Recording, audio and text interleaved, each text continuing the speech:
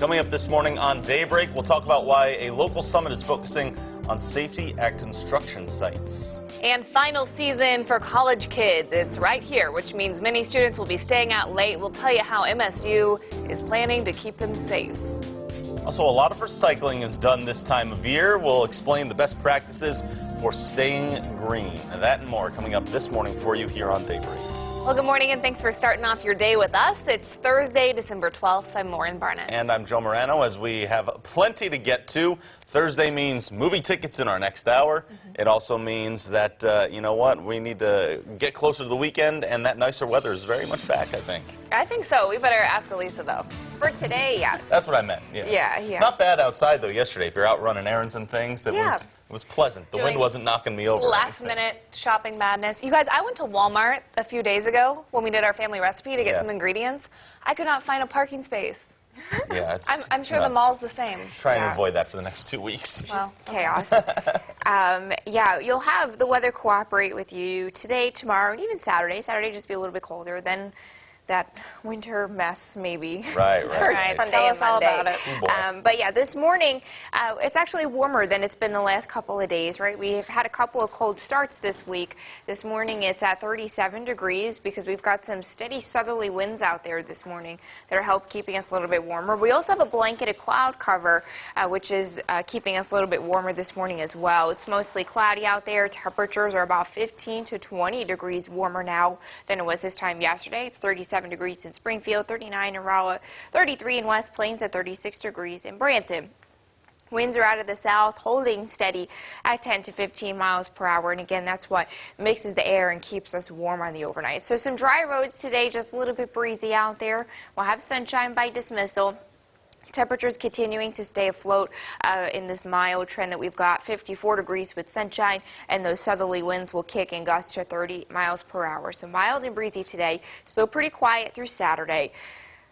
Wintry mess Sunday, Monday. We've got to talk about the uncertainty that still remains with this storm system. Lots to get through, and your full weather, that's coming up in 10 minutes. A new legal settlement will change the way foster kids are prescribed psychotropic medications. That settlement came after a federal judge ruled on a class action suit centered on children taking too much medication. Without really a caregiver being able to advocate for that child, sometimes they get put in situations where they may be over-medicated. Foster children could be overmedicated with drugs like Xanax and Zoloft, which alter a person's mind and can have serious side effects. That lawsuit claimed physicians were prescribing foster kids drugs without checking medical history and didn't have proper consent to do so. One foster child was prescribed 7 medications. That led to hallucinations, self-harm, suicidal thoughts, and even type 2 diabetes. Now, this ruling will affect 13,000 foster kids in Missouri and overhaul the state's drug prescribing practices. So here's what's changing. First, foster kids will now have a comprehensive medical file if they receive psychotropic drugs. Second, adults must have informed consent and understand the risks before authorizing prescriptions. The state is requiring a second review of the medications by a child psychiatrist. And lastly, foster staff will receive training on side effects of mind-altering drugs on kids. Now, Allison Gregory is the Southwest Missouri Executive Director of Foster Adopt Connect. She says many foster kids have behavioral issues, which is why they're given medication. The new overhaul is an improvement, but she believes more can be done. You know, the children do come with a history of trauma, and that's something that not only should be, potentially worked with doctors in medication, but also through therapy and a lot of other means. Medication isn't the only answer. It can be one of the answers or one of the solutions, but, it takes it has to work the whole child in order for them to get past the trauma that they've experienced. Now, Gregory also believes the foster parent or caregiver needs a more active role in their child's health to fully advocate for their mental well-being. We have some education news to bring you. It's final season for college students, which means some will be up all hours of the night studying. Some buildings will be open for 24 hours on the Missouri State campus. And the university is reminding students they don't have to make that walk alone. At any time, students can call campus security and request what's called a safe walk. The university's director of safety says there's always trained public safety officers in the area. send one of our campus safety staff to your location to make sure that you get to your destination safely. They're uniformed, they're full-time employees, they go through a background check, so we're confident that's a great service for students to make use of, and it's one of the ways that we enhance safety here at Missouri State. He also encourages students to go ahead and have that number for campus security programmed into their phone no matter what time of the year. That number you can see listed on the bottom of your screen. Recycling experts say Americans throw away roughly 25 million tons of garbage in that stretch from Thanksgiving to New Year's, which is 25% more than the average. Color 10's Nija McDonald met with one local recycling expert and joins us this morning to explain some holiday recycling do's and don'ts. Nija? Well, Lauren and Joe, the city of Springfield is encouraging you to be more environmentally conscious this holiday season. After all the gifts are unwrapped and the food is eaten, the holidays can leave us with a lot of trash. At our landfill, we're normally receiving anywhere from about 850 tons a day. That can easily go up to about 1,500 tons following Christmas. Which is why Krug says it's important to recycle what you can. Things like your cardboard boxes. A cardboard box is a really easy to recycle item, but unfortunately a lot of the stuff that's packaged inside it is not. She says this includes things like bubble wrap and styrofoam peanuts.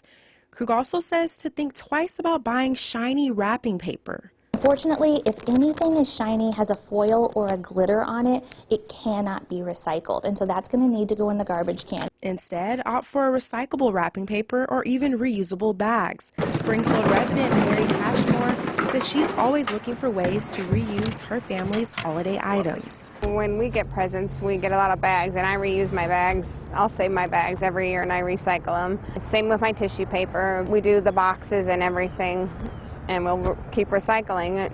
Cashmore says she's even teaching her young daughters the importance of reusing and recycling.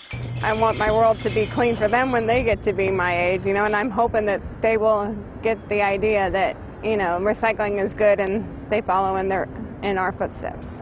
Krug says you can find a complete list of items you can and can't recycle on the city's website. Now let's take a look at a few of those holiday recycle do's and don'ts. Now, do recycle non-shiny wrapping paper, paperboard gift boxes, and wrapping paper tubes. And also recycle those plastic, glass, and aluminum drink containers from your holiday parties. Don't recycle shiny or metallic wrapping paper, bubble wrap, and plastic bags. Nija McDonald reporting this morning. Thank you. Moving on now, there is a new message out there addressing safety at construction sites. It's a message one organization shared with contractors from all over the country through a simulated disaster.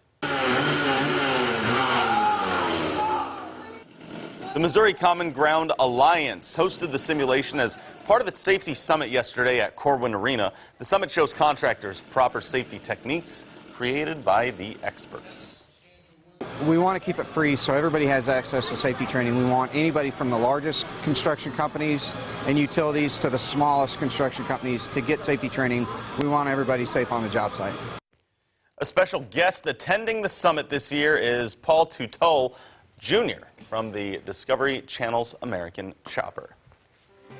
Now we need to bring you a follow-up. After a fire destroyed an entire section of the kitchen's warehouse last month, the nonprofit is asking for your help again. The organization says an anonymous donor will match the first $50,000 donated to the kitchen. So they need your help to get that extra money. The drive began at the beginning of the month and will go through December 31st. The fire is believed to have been started by an arsonist. The kitchen lost its entire inventory of donated furniture. Canned food and household items were also damaged beyond use. Your donation will help provide stability to people who are homeless. The old Heritage Cafeteria building off Fremont in Springfield has been vacant for more than 3 years, but a new owner is hoping something will happen with that property soon. The news leader talked to Scott Tillman, who bought the lot. He's been in contact with people who are interested in developing the property. That could happen as soon as first quarter of next year. A developer could renovate the building or demolish it and start over. Heritage was a family-owned business for over 50 years and a favorite place for seniors across town. The Nature Center is closing its trails while hosting a managed deer hunt to keep the population regulated inside Springfield city limits. This archery hunt will run from Saturday through Monday. The Nature Center will be open Saturday. The trails will be closed, and then altogether the Nature Center will be closed Sunday and Monday. All right, plenty more to come this morning here on Daybreak. The Federal Reserve makes a decision on interest rates. And we'll explain why this rate could stick through 2020. Up next in your Money Watch. From Color 10 Ozarks First, Lauren Barnes, Joe Morano, and weather with meteorologist Elisa Raffa.